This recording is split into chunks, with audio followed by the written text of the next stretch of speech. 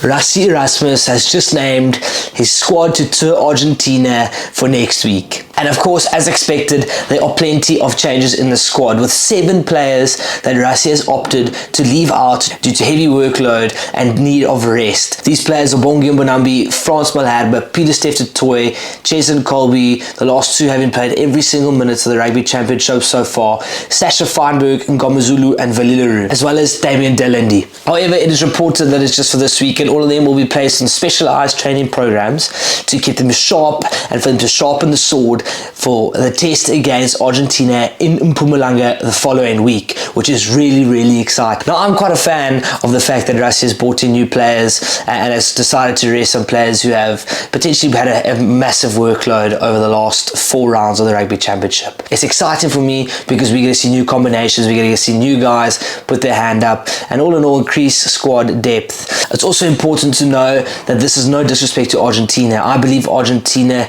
are nearing the second best team in the Rugby Championship at the moment. They absolutely smashed Australia last week. I think they put 67 points past them. This is a side that is really gelling, and a side playing at home that is really dangerous, with a good 10 and a good forward pack. It's just something that really excites me about them. So this is going to be an epic test match. I don't believe this is any disrespect. I do believe that we actually need fresher legs in this test to be able to compete with Argentina in Argentina. Rassie said that for certain players it's a really good opportunity to get match time at this level, at the top level, against top teams in the world. And then of course he's mentioned that there's some guys such as Jason Dixon and Apelele Fassi who've grabbed their opportunities while they got them, and now they're excited to see what more they can do.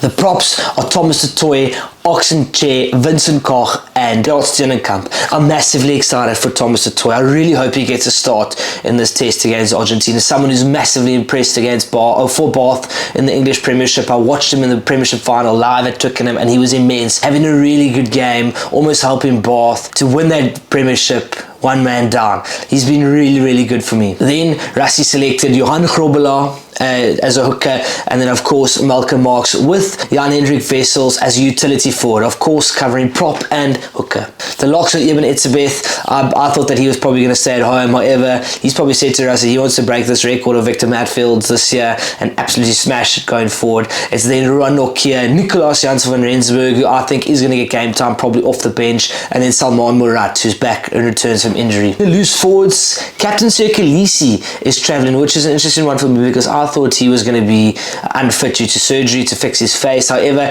he travels. Then there's Jason Dixon, Quagga Smith, Ulrich Lowe. It's going to be an interesting one to see what loose trio they go in this game. Let me know what you guys think in the comments. What do you think the loose trio is going to be? The scrum offs Rassie selected are Jaden Hendrickse, Grant Williams and Kobus Reinach. And then at fly off he selected Manie and Handre Pollard. Out of those combinations, who do you think is going to start? And additionally, who do you want to start? Do you want to see a Grant and a Manie, or do you want to see a Grant and a Handre, or a Jaden and a Handre, or a Jaden and a Manie? Let me know what you guys want. It'll be interesting to see because I'd like to see Grant and Handre play together again, especially against a team like Argentina where it's going to be a real contest, real physical. I think Handre is probably the right guy to start, and then Manie off the bench if things are a little bit looser, and then we can go with that 5-3 split. In the centres, well, Lucanio and Jesse Krill. Interesting that they haven't picked an out-and-out 12. Andre Esterhuizen, I wasn't too sure if he was going to be fit, and I spoke about it with Irvan last week, where basically I said that Damien Dillon is probably the only guy in the Springbok team that can't rest because we don't have an out-and-out 12. It'll be interesting to see. I think they'll maybe actually go Manie Libbok, Handre Pollard at 12.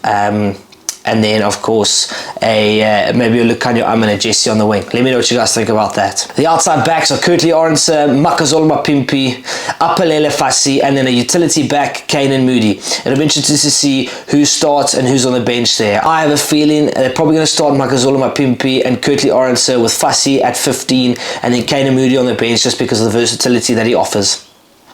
Let me know what you guys think in the comments. I'd love to know. I always love to hear what you guys think about the team, and I love to hear your guys' opinions. Hope you enjoyed the video. If you enjoyed the video, leave a like, subscribe, and I'll see you on the next one.